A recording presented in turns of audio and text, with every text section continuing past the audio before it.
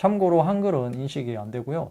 나중에 업데이트를 통해서 지원해 주겠죠. 지우는 것도 간단하게 지울 수 있고요.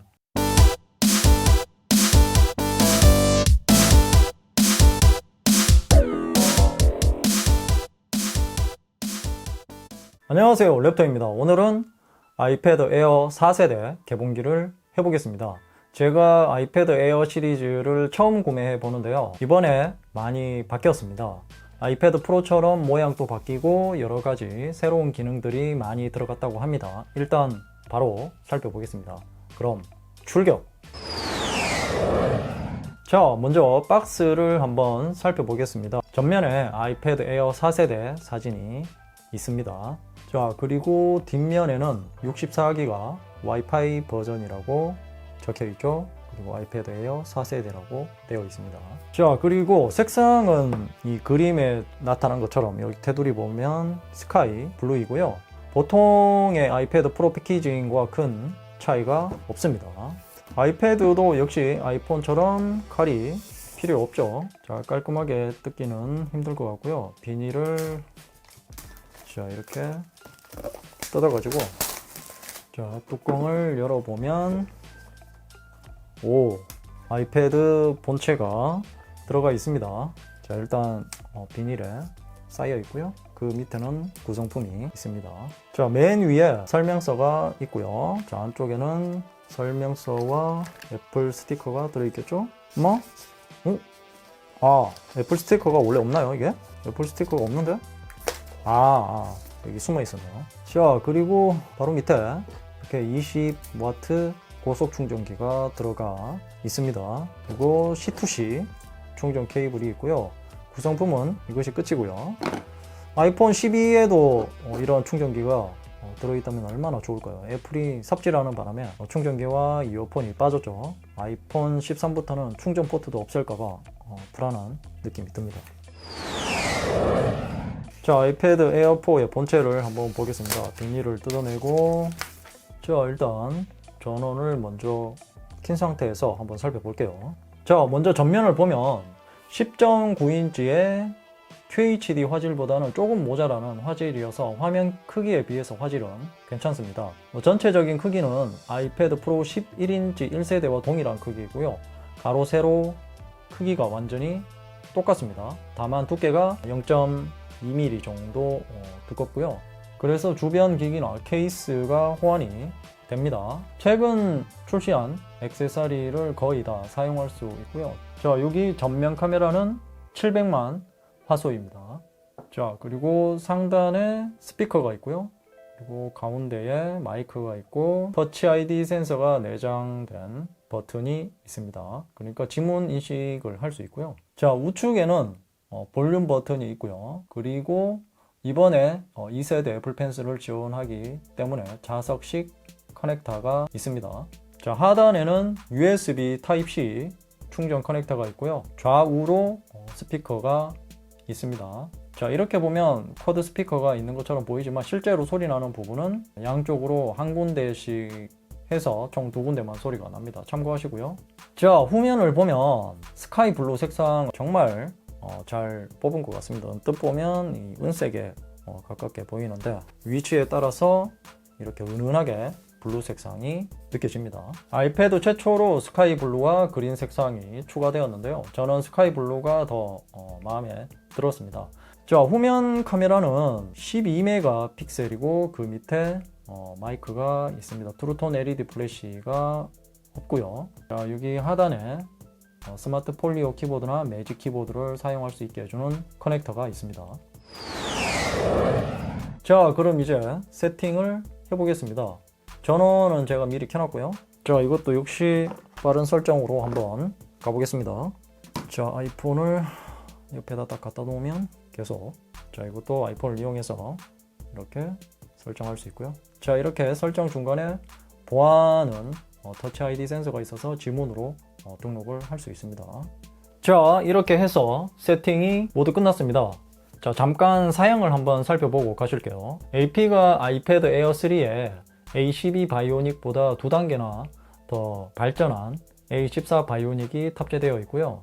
성능 향상은 40%이고 그래픽 성능은 30% 정도 향상되었다고 합니다. 물론 최근 출시된 아이패드 프로 11인치 2세대의 A12Z보다 더 좋은 성능이고요. 램 또한 전작인 아이패드 에어 3의 3GB보다 1GB 늘어난 4GB 램이 탑재되어 있습니다. 아무래도 늘어난 용량만큼 멀티 성능이 향상되겠죠. 그리고 와이파이 6를 새롭게 추가해서 빠른 통신 속도를 경험할 수 있습니다. 그리고 라이트닝 포트 대신 USB Type-C 충전 포트로 바뀌었고요.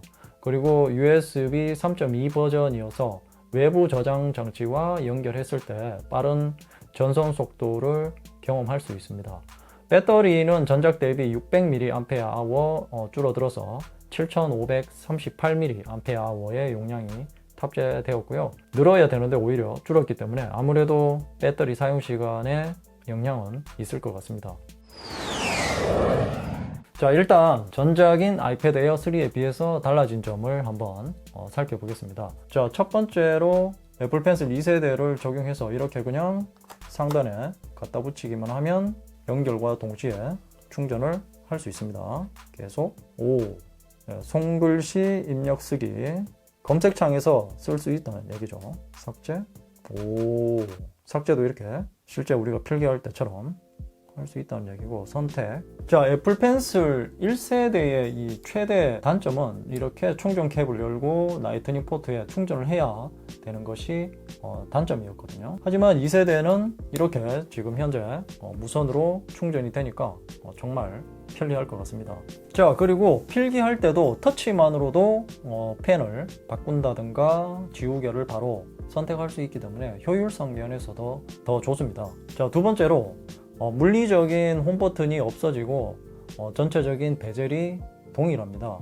이것은 아마도 호불호가 갈릴 것으로 보이고요. 사용하다가 보면 익숙해집니다. 처음 사용하시는 분들은 상관없지만 아이패드 에어 3를 사용하다가 넘어오신 분들은 초반에는 불편할 것입니다. 그래서 이것 때문에 화면의 크기도 조금 더 커졌고요. 전작은 10.5인치였는데 아이패드 에어 4세대는 10.9인치이죠. 자, 세 번째로 충전 포트가 라이트닝 포트에서 USB Type-C로 적용되어서 기존에 이렇게 가지고 있는 Type-C 충전기로도 충전이 가능합니다. 이 부분은 정말 편할 것 같고요. 그리고 충전뿐만 아니라 외장 메모리를 사용하시는 분들은 빠른 전송 속도를 경험할 수 있습니다. 아이패드 OS 14가 적용되어서 홈 화면에서 이렇게 지금처럼 위젯을 사용할 수 있고요. 물론 추가도 할 수 있습니다. 이렇게 플러스를 누르면 위젯을 추가로 설정할 수가 있고요. 자, 혹시 모르는 분들이 있을 것 같아서 말씀드리자면 120Hz 고주사율 기능은 적용되지 않았습니다. 아이패드 프로와는 급 차이를 둬야 하기 때문에 그랬겠죠. 자, 터치 아이디도 인식이 잘 됩니다. 자, 이렇게 전원을 켜자마자 지금 왼손으로 이렇게 바닥에 놓인 상태에서 잠금을 해제했죠. 하지만 확실히 전면에 홈 버튼에서 하는 것보다는 불편할 수밖에 없는데요. 이렇게 바닥에 두고 홈 버튼이 없는 상태에서도 이렇게 측면 버튼에 지문 센서가 있기 때문에 그나마 편하게 사용할 수 있을 것 같고요. 매직 키보드에 거치한 상태에서는 이것보다 훨씬 더 편하게 사용할 수 있겠죠. 이것도 매직 키보드를 구매하라는 애플의 속삭임이 아닐까 싶고요. 아무튼 터치 아이디를 편하게 사용하시려면 지금 저처럼 지문을 한 두세 개 정도는 더 등록을 하시는 것이 편할 것 같습니다. 자, 동영상을 볼 때도 화면이 크기 때문에 이렇게 정말 시원시원하게 볼 수 있는 것이 장점입니다. 패드가 이래서 좋죠. 자, 그리고 애플 펜슬 2세대를 지원하기 때문에 메모장에서 간단한 필기나 그림을 그릴 수도 있습니다. 애플 펜슬과 관련된 웹들이 많기 때문에 갤럭시 탭보다는 활용도가 높을 것 같고요. 그리고 편리한 점은 검색창에서도 애플 펜슬로 쓰면 글자를 입력한 것처럼 인식해서 바로 검색할 수 있습니다. 참고로 한글은 인식이 안 되고요. 나중에 업데이트를 통해서 지원해 주겠죠. 지우는 것도 간단하게 지울 수 있고요. 자, 다음은 스피커인데요. 스피커 구멍은 총 4개가 뚫려 있는데요. 이것이 쿼드 스피커가 아니라고 제가 앞에서 말씀드렸죠. 무슨 말이냐면 구멍은 4개가 뚫려 있지만 실제로 소리가 나는 곳은 자, 이렇게 세로로 들었을 때 상단 좌측과 그리고 하단 좌측에서만 소리가 납니다. 그리고 가로로 들었을 때는 하단 좌측과 우측에서 소리가 나는 것이죠. 자, 그래도 전작에서 하단에 스피커를 2개 설치해 놓고 스테레오라고 했던 것에 비하면 발전된 것이 아닐 수 없죠. 가짜 스테레오에서 진짜 스테레오 스피커로 바뀌었다고 생각하시면 됩니다. 말 나온 김에 소리를 한번 들어보겠습니다.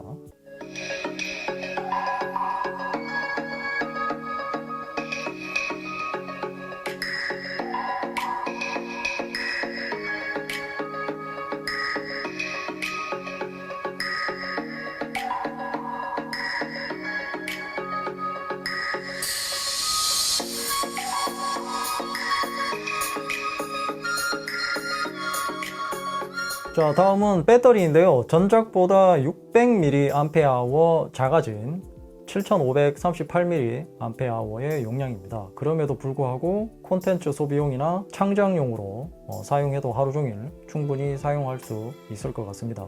스펙상 사용시간은 동영상 재생과 인터넷 사용시간이 10시간 정도 된다고 합니다. 충전은 20W 고속 충전을 할 수 있기 때문에 충전 시간은 빠를 것 같고요. 실제 사용 시간은 제가 사용해보고 리뷰 때 또 말씀드리겠습니다.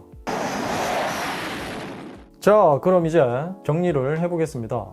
아이패드 프로 11인치 2세대 가격이 와이파이 버전의 128GB 모델인 경우 102만 9천원부터 시작하거든요. 그에 반해서 아이패드 에어 4세대는 64GB와 256GB 두 종류만 나오는데요. 만약 와이파이 256GB를 구매하신다면 가격이 97만 9천원입니다.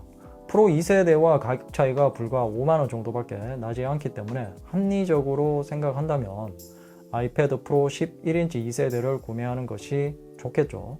아이패드 에어 4세대가 AP만 조금 더 좋지 다른 기능들은 프로와는 차이가 많이 납니다. 어떤 차이가 있는지 보면 120Hz 화면 주사율이 지원이 안 되죠. 쿼드 스피커도 안 되고요. 돌비 애트모스도 지원 안 됩니다. 그리고 후면에 트루톤 플래시도 없고요. 페이스 아이디도 미탑재되어 있습니다. 카메라도 울트라 와이드가 빠졌고요. 라이다 스캐너 없고 그로 인해서 인물 모드 사진을 못 찍습니다. 마지막으로 램의 용량이 6기가보다 작은 4기가 램이 탑재되어 있죠. 그래서 합리적인 소비를 하시려면 아이패드 에어 4세대 6GB 용량으로 구매하는 것이 합리적이고요. 이것은 가격이 77만 9천원 정도 합니다. 여기서 더 큰 용량을 생각하신다면 아이패드 프로 11인치 2세대를 구매하실 것을 추천드리고요. 이상으로 아이패드 에어 4세대 개봉기였고요. 조금 더 사용해보고 리뷰로 돌아오겠습니다. 궁금한 점이 있다면 댓글로 남겨주시고요. 이 영상이 도움이 되었다면 좋아요, 구독하기, 그리고 알림 설정도 잊지 마세요.